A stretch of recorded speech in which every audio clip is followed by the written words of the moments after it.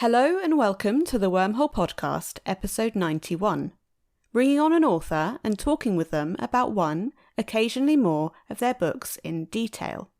I'm Charlie Place, and today I am joined by Stacey Thomas, debut novelist of the highly individual The Revels. When Nicholas's brother dies, Nicholas is called home. Previously neglected as an illegitimate son, he now has to do what his father tells him. And he is to accompany Judge Percival, otherwise known as Will. Together, they are to work on witch trials, but Nicholas's involvement is difficult. He holds a secret about himself that makes him sit on the figurative fence, even when he wants to shout out about a woman's innocence. Or a man's, sometimes. Nicholas can hear the dead sing about their deaths. Nicholas is a witch. Hello, Stacey. Hi, Charlie. Just thank you so much for having me on here. It is lovely to have you on. Going to ask a kind of stereotypical question to begin with. What made you want to tell this story, this man who is a witch by historical definition and his work in the judgments of witches? What drew me to tell this story is that I've always been fascinated by witches. Like, I grew up watching The Craft, Willow and Buffy, so that's always held a fascination for me. And then I've always been fascinated by witch hunters as well, especially Matthew Hopkins, who was a real life witch hunter. And I just remembered having nightmares from like this 70s film called Witchfinder General, which was all about Matthew Hopkins going around and basically accusing women of witchcraft for money and power. With this story, originally I wanted a female perspective, but then there's been quite a few witch books from that viewpoint, and I've loved them. And when I was writing my story, I wanted to see how I could put my own unique twist on it. And so originally it was going to be a witch hunter, and I guess I made it hard for myself by saying, okay, well, if he's both a witch hunter and a witch, how does he navigate that world, and why does he put himself in danger? Well, have I read rightly, you have a prior interest in the reign of James I, which I suppose interlinks with this? I've always been quite interested in the Stuart period, especially because I went through my Elizabeth I obsession to the Tudors. I don't think they weren't really fond of each other. So I was always kind of fascinated about King James, who came after her, especially because you had this long reigning female monarch. And then it's oh, well, we have a man on the throne. So back to the status quo. But I felt like with King James, all I found fascinating about him was his obsession with witchcraft, and also the fact that he would actually involve himself in the investigations. And when you're just reading his accounts, you can see that he really liked the theatricality of it all. Later on in his reign, he would intervene in investigations and be like, oh, you're lying, that witch is actually innocent. So he seemed just to be quite a complex man. So I was quite interested in exploring his legacy. Mm-hmm. Yeah, no, I know about his favouritism of certain people, but the witchcraft I don't know about. Yeah, no, definitely I found his favouritism quite interesting, with cars and later Villiers, because I think especially with Villiers, you can just see that he was from a noble family, but they'd fallen on hard times. He was so beautiful that rivals to King James's favourite at the time, Carl, they gravitated around this young man and gave him clothes to catch the king's attention, which it did. And obviously he replaced Carl. So I was quite interested in King James's personal life. He was married and had children, but, he seemed to gravitate towards men who can give him that personal intimacy he was looking for. And I think it's kind of up in the air as to how close he was with these men. I kind of feel that there was a romantic relationship, but then other people will feel differently. That is very interesting to get your opinion there, because I've had a couple of people saying, yeah, it's always good to get another one there. But that's interesting. So you said about his theatrical aspect. Is that where you first got the idea to bring in a theatrical aspect to your book?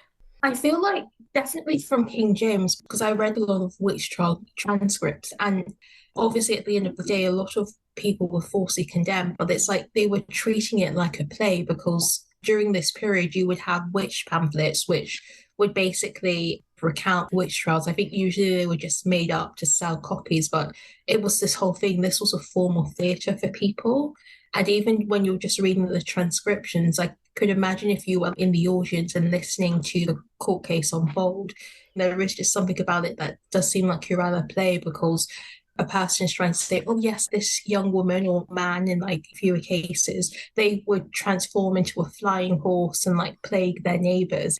I'm just kind of like, how could you not see it as theatre in a way when you're listening to it? And I feel like maybe that's why some people, they look the other way, because it's just that thing, you're so taken in by the excitement that you don't actually realize that these are real people at the end of the day, and they're obviously going to die once they're found guilty. Yeah, no, and you say about it not being real, there is that thing where whenever there is a trial, people just clear off afterwards, or if there's a death, they clear off afterwards, which in itself, that is showing that, yeah, it's not really real. It's just like, oh yeah, cool, that's happened. That was entertaining. Now we're going to sod off home, With that, you have the historical, and in your book, torture of the witches, who were inevitably often women. And then you've got the people who are accusing these people of being witches and saying, as you said, the things that just sound completely ridiculous. But something that I found interesting and that your book really brought to the fore was that, of course, after this torture and sleep deprivation and everything that these witch hunters were doing, people would confess and they would just come out with these stories that matched a fantasy story.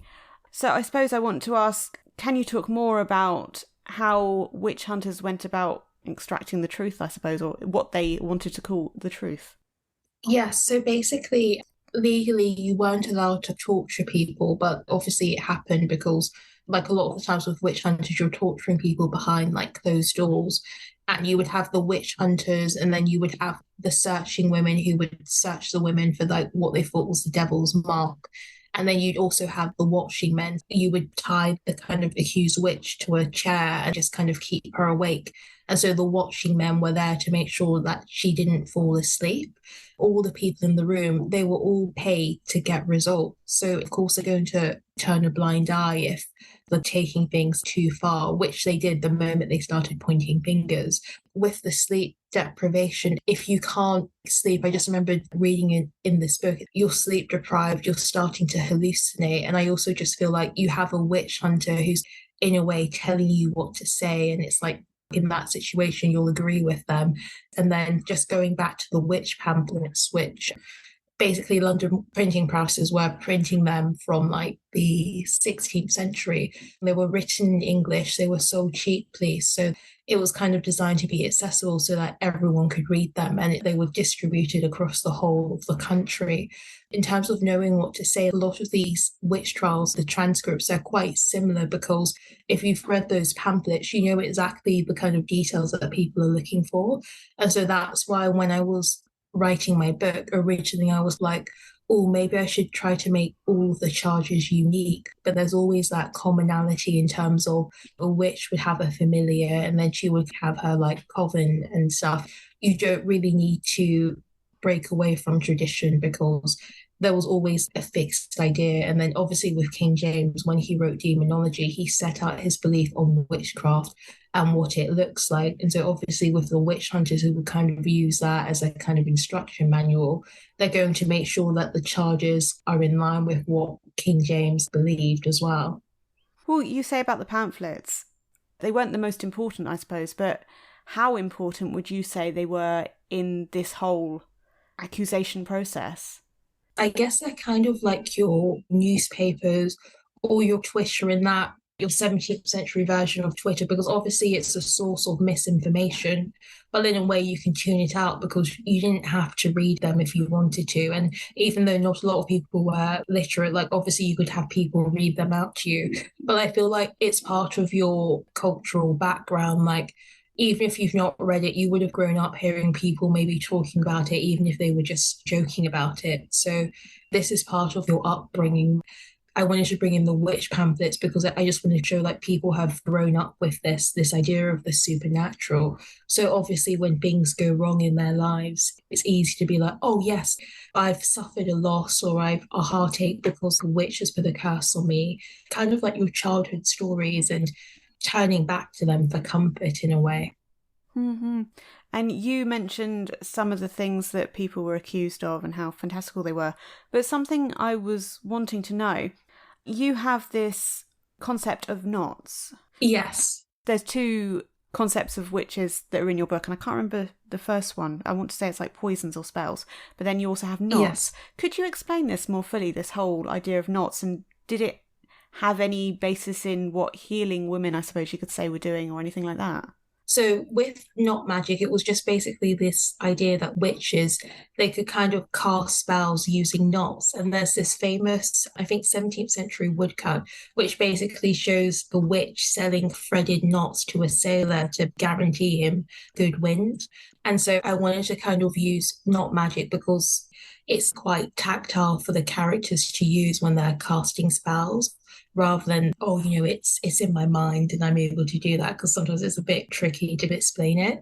I was inspired by the 17th century magic, so I wanted to use real life details in the novel as much as possible. And then you had the kind of witches who use knot magics, and then you had the lower tier of witches who would kind of use their poisons and their herbs as well. And so I wanted to show the class element between different levels of magic as well, and that it's quite hierarchical, although I don't really go into depth because with my book, it's historical fiction with a supernatural twist. And I just remembered when I was writing it, like I was really adding a lot of world building details, but we had to scale it back a bit so that it didn't veer too much into the fantasy side.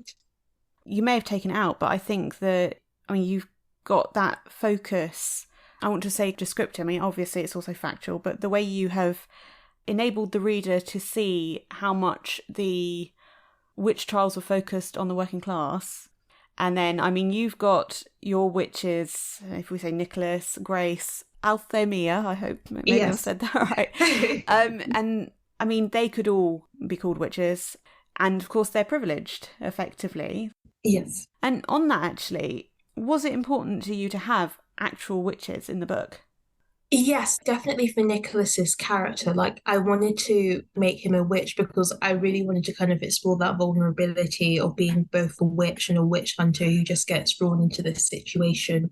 And then as I was going along, I realized even though I had witch hunters, I also wanted to show, definitely with Grace's character, who is a witch, even if she is a witch, I kind of had that contrast with Nicholas in that she's actively encouraging like the witch hunts, because despite her background, she doesn't really have any skin in the game because humans are just hunting amongst their own.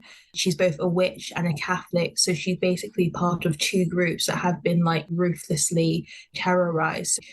She's not very like empathetic. She wants as much power as possible, and she also wants revenge. I think it was William Pym who suggested that Catholics should be identified by being made to wear like a special set of clothing.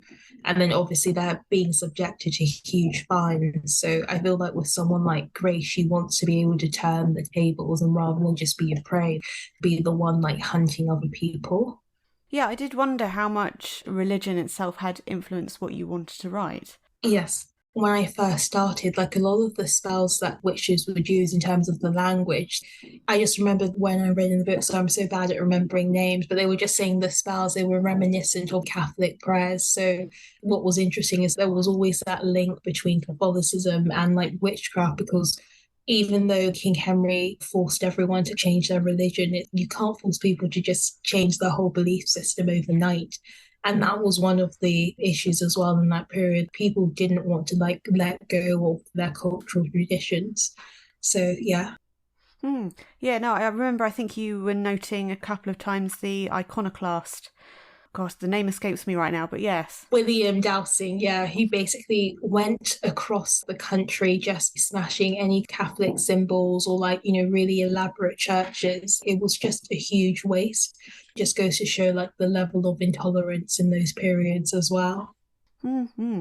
So on Althamia, yes, the taxidermy, I thought straight away, this is where we're going to bring actual witchcraft into it or something like that. And I think you do a very good job of making the reader think, is it not? Is it just taxidermy? But where did you get the idea to add this into it? I actually did a taxidermy class a few years ago, but it was basically just for butterflies because I just went through this period where, because I was kind of stuck in a rut at work, so I was trying to just do more creative things. And it's like I've still got like the frame like butterflies, But I was like, oh, this is great. I'm going to do butterflies and then I'll move on to other creatures. And then I went there and the instructor was really nice, but I saw like a stuffed lamb. And then a part of me was like, oh, I don't think I'm ready for this, the actual real life blood and flesh creatures. So I was like, I'll stop at butterflies. But I really wanted to kind of bring it into the book because it was just that thing. It would have been an unusual hobby for a woman to do. And so I wanted to show that even with Althamia, she's quite ladylike and she seems quite modest. She wants to do something different as well. With a lot of women in the 17th century, usually you just think of them being under the thumbs of their parents or their husbands, but there were women who were trying to make something of their lives despite the kind of pressure to conform. You had female surgeons at the time, you had women writers, so there's a lot they were trying to do. Yeah, it definitely did seem that the taxidermy for Althamia could definitely lead to her wanting to be a surgeon, or maybe, she'd had that idea for a long time. Yeah. So actually it was quite fun, like later on in the book when she's helping Nicholas with his investigations and she's able to draw upon her medical knowledge that she's gleaned from her uncle who was a surgeon as well.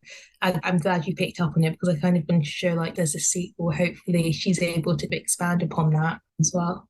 There possibly is a sequel, you're saying? I mean, not for my second book, but hopefully a few books down the line. I'd love to return to like her character. Okay. So I didn't know how important she would be to the text. When you first introduced her, I thought, okay, we've got a potential romance here. But I mean, would you say she's fundamental? I would say she is because when Nicholas is apprenticed to like William, so the judge who was also like a witch hunter, the fact is he only goes with William because his father's adopted him as his heir because he's illegitimate and his half brother has died.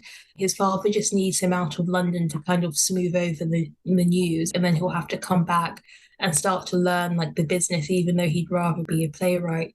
So I needed a reason as to why Nicholas gets drawn into a witch hunt because in York, all he needs to do is stay a few weeks and then go home. He's already in danger. He doesn't need to go any deeper. But then obviously Althamia gets accused of witchcraft, so he has to make a devil's bargain to go with Will and this other witch hunter so that, Althamia can be safe. That was the kind of reason. But then I also feel like with Althamia, she brings out things from him and she challenges him about his guilt over his brother's death and also what he really wants from life as well. Well, yeah, on guilt, one of the things that I think I picked up on, maybe I was wrong, but it seemed to me that you were also using not magic. It ties into this idea of romance, the love, because Nicholas talks about a knot between him and Althamia. Yes. And also then he's got the knot with him and Francis, which looks at grief. Yes. Can you talk about the effect of grief, or Nicholas's grief, I suppose we should specify, on the novel? Yes. So basically with Nicholas, his mother died in childbirth. So he was raised by his father and his stepmother with his like half brother Francis, who's legitimate. So his father only brought him into the household to humiliate his wife. So like apart from Francis, he's grown up in quite a cold home and he's always just been seen as a kind of a nuisance, even though in other ways he's very privileged in that he's been able to go to Oxford and kind of explore like his passion for like playwriting, even though that all comes to an end when his brother dies. But I feel like with Nicholas, in terms of grief, he has always wondered what it would be like to be Francis, to be loved, to be, legitimate. And so when his brother dies, he obviously feels very guilty because he encouraged his brother to follow his dreams and become a soldier. But then he kind of starts to wonder if he did it because he maybe hoped his brother would die and he would be able to take over. So I feel like with Nicholas, it's like he's trying to come to terms with his feelings. And then there's also that guilt because he never told his brother that he was a witch. So he feels like his brother never really saw him or understood who he was, even though they did have a close relationship. And so I feel like it's kind of grief and guilt kind of tied up. And it's also the fact that with Nicholas, he has to keep his ability secret. So how can he have a relationship? How can he get married if he's always having to keep that part of himself secret? And then even if he does keep it secret, he's not just risking his life, but he'd be risking everyone close to him. And he has this valet, Stevens, who kind of is a surrogate father. And the fact is, with Stevens, it's like he's made you his surrogate son, but he's never married because his own mother was killed for being a witch. He's had to lead a lonely existence. And I feel like with Nicholas, that's how he sees his future. And probably that's why he's passionate about playwriting, because even though he loves it, he feels like it's the only thing he has. So when it's taken away from him, it's kind of like it's the end. Well, you have a suggestion that Nicholas may be a playwright at some point, and I think Yes. he goes somewhere. He goes to Mr. Broad, the printer, at the end. But what we see in the book is that Nicholas has got these pamphlets, so in a way he's kind of fulfilling that part of himself he wants to do, which is lovely. Yes, yes. Something that you note a few times, and I wanted to ask you about it. Castor and Pollux, is that how you would say it? Yes. How did this ancient mythology help you tell your story? I never really intended to kind of bring that in, and it's quite subtle throughout the book. But like even in the first draft, when I'm describing like Nicholas's father's home, I had this tapestry of Castor and Pollux. I can't remember which is which, but they were two twin brothers, but one was the son of Zeus and Leda, so he's immortal, and the other was the son of Leda and like her human husband. So when the human brother was killed, I think it was Castor decided to share his immortality. So it's like his brother isn't fully gone. And that's what Nicholas tries to do with the not magic in the beginning. But like obviously it doesn't work because he doesn't have that. Even though he can hear the dead sing, he can't really bring them back in that way. But it's like I had this tapestry because I love the kind of symbolism of the sibling relationship, that brotherly bond, and also death as well. And then as I was kind of redrafting it, I was like, oh, I could bring this out like a bit more because it will show kind of Nicholas's relationship with Francis, but then also tie into like Nicholas's ability to hear the dead sing too. Okay, no, I loved it. I loved the way that you brought it in and the comparisons and everything. Yeah, it really aided the tale. Thank you. The narrative voice. You've got Nicholas speaking directly to the reader. That's how it came across to me. In the present tense. And yes. You have a very, very nice descriptive language that fits totally in the period. I really like it. Can you talk about the writing itself of the novel and how you wrote it effectively? Yes, so basically, the first line of my book was I slip into the dead man's life like a thief. And that took me 2 months to get there because it was just that I had so many false starts with the novel where it was kind of like I was trying to do too much and I was struggling to get the character's voice. I just remember coming up with that line and then immediately it's like it helped me kind of set the tone for my story. Even though that line is now the beginning of chapter 3, it's just my favourite. I read a lot of Shakespeare plays and also poetry set in that period, kind of get the rhythm as well. And like obviously in those times, if you were a writer, you would have those classical allusions. So I wanted to show that in the text as well. I've watched so many of those period dramas and I just remembered my sister and I, when we were younger, we just role played being in like one of those 17th century period dramas. So just having those 17th century speeches in a way. So I feel like that helped. And I feel like that's probably why I wrote in the present tense as well, because it's sort of that thing I could go method and kind of insert myself in the story and like speak kind of that way, as opposed to if I wrote it in a different tense or from a different viewpoint. Ah, interesting. You said about the sentence taking you 2 months. Yeah, I can totally see why. I mean, I was reading thinking, I like that sentence. I like that sentence. Oh, I like that sentence. And it occurred to me that, okay, so authors in general, they're going to edit their work. They're going to put a lot of effort into every sentence. But you could see the effort you had put into every single sentence. I really loved Hilary Mantel. And it's like I came to the Wolf Hall bits late, but it's like I love her sentences and just how detailed it is. Each sentence can stand by itself in a way. You could probably just make a t-shirt with all those quotes and people just be like, oh my God, that's amazing. Like I wanted to just draw in that level of atmosphere and detail in my own work as well. You know, I've had that book on my shelf for a few years and I still haven't got to it. You need to read it, like Wolf Hall and then A Little Life if you've not read it. I've got that one as well and I haven't read it. Oh my God, please read them both. Yeah. Like I think like with A Little Life, oh God, I don't know. I don't think there's ever like a good time to read it because I read it and I just felt destroyed afterwards because it's so beautifully written, but oh god, it is just so depressing as well. Like I didn't feel okay afterwards, but it is really good. That's good to know in itself because I can prepare myself. But no, you've Yes. given me two recommendations there, and I will be looking for holiday reads soon as well. So it might be time to get them out of the shelves and get reading. I suppose I haven't asked you about Will yet.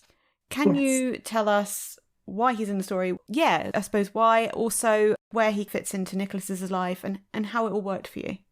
Yes, he used to be this famous witch hunter.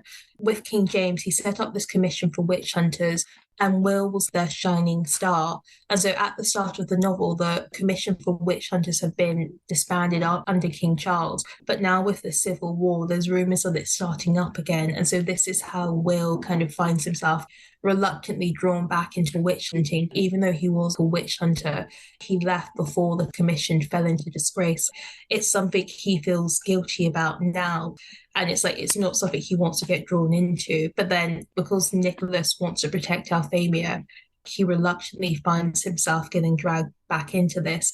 I wouldn't say it's a father-son relationship. I remember my agent just saying the relationship between Will and Nicholas, it's kind of like a meeting of minds because I feel like with Will, he sees something of himself in Nicholas, something more innocent that he wants to protect. And this is why they kind of have this friendship. 15 years ago, he would have guessed what Nicholas was, handed him in. But I feel like with Will, he's trying to find redemption. But I also just wanted to show it's like, even though he's trying to find redemption, how far can you be redeemed? Because as he said, when he was hunting witches, he enjoyed it. And then when we go back into his past, we realize that he was kind of hunted and preyed upon himself, because I wanted to kind of show the fact that he was a page to King James and his own cousin was like a favourite of King James as well. So, he was preyed upon not by King James, but by the court for his looks. He was being groomed to be one of the king's favourites. So I wanted to kind of show that unsavoury element of court life and what happens when it's just discarded and you have all that rage as well.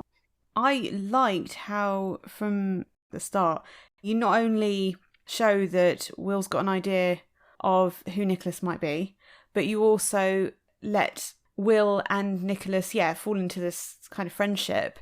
But yeah, what you're saying, I wrote it down. You've got I think it's Nicholas that says, we're both rooted to the dying and the dead. Yes, yes. Yeah, which was very nice. Yeah, I feel like with Will, it's like he has all these kind of deaths on his conscience. So I feel even when I was writing it, it's like I love Will's character, but then it's kind of like, in a way, why is he allowed to kind of like walk away from this until now? Just because he expresses remorse and he's sorry. And then I also wanted to compare it to Clement, who is basically more of an all-out villain who really kind of revels in his past as a witch hunter.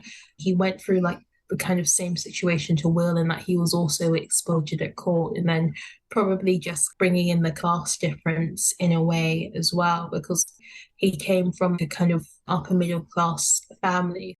Those types of people, you expect them to become leaders and to do well. And with Clement, he doesn't have that. As he said, he went to court, it didn't work out, and then his family apprenticed him to a witch hunter, even though the kind of profession was starting to die out. And so he doesn't have the resources Will has. And when it comes to opportunities, he's not going to be at the front of the queue. He's always going to be at the bottom, having to fight for what he wants. So he needs the money, he needs more power in a way. And it's sort of the thing, I don't feel sorry for him because he's a despicable character, but then it is interesting how different people react to him. Because even like with Will, it's like he does have an easy time with it. The only person who really kind of challenges him is Nicholas at one point, and then also Althamia's mother, Mrs. Hale. When they first go to York and he's at their house having dinner, she does kind of challenge him about his past, and she doesn't like this man. She doesn't forgive him, even though he is a judge now and he's respected. But it's sort of that thing, no one really challenges him. So I wanted to kind of subtly just show that in the book as well. Clements needs to bring someone down with him, doesn't he, in a way, to feel better almost. Yeah. I feel it's that thing with Clement. I feel like he's one of those people in that emotionally he's quite suppressed, like he's afraid of being like vulnerable. You have that bit where Nicholas is in the bathtub and Clements comes into his room, and it's like he's trying to suggest how they could kind of bring Will down, because at that time Will is subtly blocking the witch investigations. And so there's sort of that moment where it's like, is Clements coming on to Nicholas, or is he just trying to make him feel uncomfortable? And I feel like with Clements, he doesn't actually know, because he doesn't really know how to relate to people, because in a way he is kind of quite brutish. In a way, he has made himself a bit vulnerable to Nicholas. And when he realizes that this is like a double cross, he's just really angry and betrayed. So, He's thuggish, definitely. yeah. So you have talked about Matthew Hopkins. You've introduced us. And of course, you've got a comparable person in John Rush. And he's horrible, and he's kind of an upstart, I suppose, to use a nicer phrase. A bit of a fraud, basically. But as far as Nicholas knows, Rush disappears and effectively escapes. At least it seems that's what's happened. I wondered if Rush was a witch himself. So basically, with Grace's character, who's Althamia's cousin, before the events of the novel, she's pregnant, but her child is stillborn. She's away from home at that time, and it's like she sees John Rush, who, before his transformation, he used to be this labourer with like mental disabilities. He has a head wound because the castle was under siege, and he pushed a young woman, Bess, out of the way, but then he got hit by kind of falling brick. So it's that thing, it's like he's been injured, and then when Grace sees him, it's like she has her dead child, and then she sees this man who, because of his mental disability, she just regards him as this empty person, which is completely wrong. She uses not magic in a way to kind of bind him to her, in a way to kind of take the place of her dead child. And then obviously when she comes out of it, she's just completely horrified and she burns him. And so you have John Rush, who is kind of fully conscious in this way. He's fully aware, and then it's like he's been abandoned by Grace. So he wants revenge, and he does it by like hunting witches to get a reaction from her.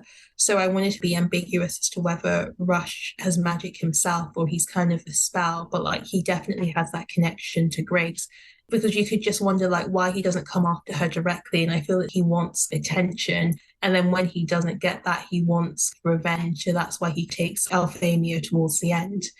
But I feel like in terms of what happens next at the end of the book, I kind of wanted to show that, because it shows Nicholas and Althamia riding out to be the witch hunters, and that they're hunting witch hunters down to kind of save witches. And they're riding to a town where they think John Rush might be. I won't make it that easy for them if I ever write a sequel, but I wanted to kind of show the hysteria, and that all those witch hunters, they're all John Rush. Like with those witch hunters, I have a moment where they just say witch hunters, they're all the same kind of man. So it's just that thing. It's like you're going to have to travel all over and stop all these witch hunters to find him. So in a way, like Rush, he's kind of the disease, because his influence is just spreading, because people can see how easy it is, and they all want to follow in his example. Yeah, and he makes this kind of awful, evil excitement, doesn't he? Yeah. Yes. Yeah. So, yeah, I suppose he would, if you wrote a sequel, he would definitely have to show up in it then. Yes. Was it difficult to, I mean, you get rid of Clements. Was it difficult to leave John Rush at large and leave him, as far as we know, alive, etc.? I didn't want to vanquish him completely, because Rush is kind of inspired by Matthew Hopkins. He's so notorious, like a lot of people know who he is, but like he wasn't the only witch hunter. So I didn't want Nicholas to kind of get rid of Rush, and then it's sort of like at the end, and they all lived happily ever after. At the end of the day, Nicholas is just one man. I didn't want to be like, oh yes, and he's responsible for why like the witch hunting finally ended. That's not what happened. Like it just continued like in waves. And I believe that the last person executed or prosecuted for witch hunting, it was way up until the 19th century. I'm really bad with dates, but it continued. It might not have reached the heights of the English Civil War, but like it definitely continued in the centuries afterwards. Yeah, I mean, you say about you can't have Nicholas save the day and all that. But yeah, I mean, you do a very good job with that balance, where you have the Lady Teversham, I think it is, Catherine Teversham. Yes. And you do make us think that she's going to be saved and Will's going to save her. And then it is quite shocking that she isn't. But then you show us why, and you build it up to Nicholas kind of being brave, I suppose, and starting to use his talents. I mean, this is another spoiler, but in the original draft, she was found innocent. But then when I was going through edits with my agent said, the thing is, we need to see the stakes of witchcraft. If Lady Catherine walks free, you don't really have that tension because it's like we've all been told that witch hunting is a threat, but then no one's actually paying the price for it. So it's like I've changed it to, Lady Catherine guilty of witchcraft. And then obviously Nicholas can realise what the stakes is. So it's that thing when Althamia is being accused of witchcraft, he knows what the stakes are because Lady Catherine has already been hung in that same town. He needs to protect Althamia. And so that propels the kind of storyline. Yeah, and I suppose along with Nicholas, us the reader, we see exactly what happened. Another thing on that, your ending, Althamia says that happy endings are beyond most people, and she talks of proper endings, which I really liked. I think it's on the very end of the book. I think it's even the last page. So this happens there. How would you describe the Revels in this vein, if I can ask you? Where does it fit into that sort of idea?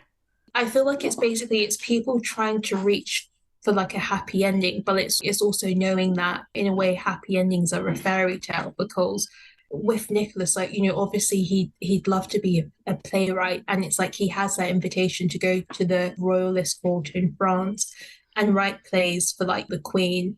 His happy ending is just across the ocean and he has the means to go there, and Althamia would be by his side. But it's sort of just that thing, it's not a happy ending because Rush is still out at large. There are women still being hunted for witchcraft and he has a stake in the game now. So it's like his happy ending is on pause until he finds it. I feel like sometimes a happy ending, it's like it's the end, and it's like real life, it's a series of journeys, and it's like his journey hasn't ended. It's reaching for happiness whenever you can find it, but also just being realistic and realizing that you have to kind of work for like your happy ever after in a way. Mm-hmm. Your book effectively does give us this proper ending, I think, that yes, Althamia says. But no, I like that. I mean, you do leave it that, yes, you can go and write a sequel, but equally it's a closed ending enough, but also open ending enough that the reader can finish it off if they want to.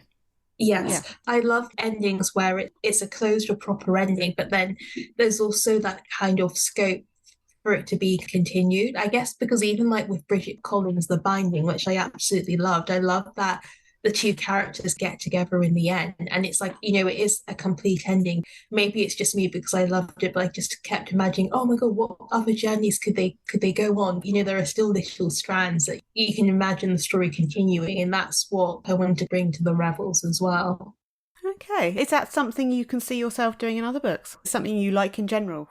Yeah, I feel like sometimes with stories, it's sort of like that wheel of fortune, because even with Bess's character, she starts the book as the poor, like impoverished young woman, and then at the end, she's the lady's maid to Althamia's mother. But then as she says to Nicholas, her family used to be tenant farmers until her father drank it away. So she's kind of hinting it's like she's going to be climbing that wheel to get back her former position. I wanted to show at the end of the day, people are people, we all have ambitions. So it's not the end of the story. And it's like, I feel like with a sequel, I'd love to have Bess in it and see where she's up to, because I love showing those characters with drive in a way and just seeing like what she gets up to, especially since she has powers herself. So she has that kind of agency in a way, despite her circumstances.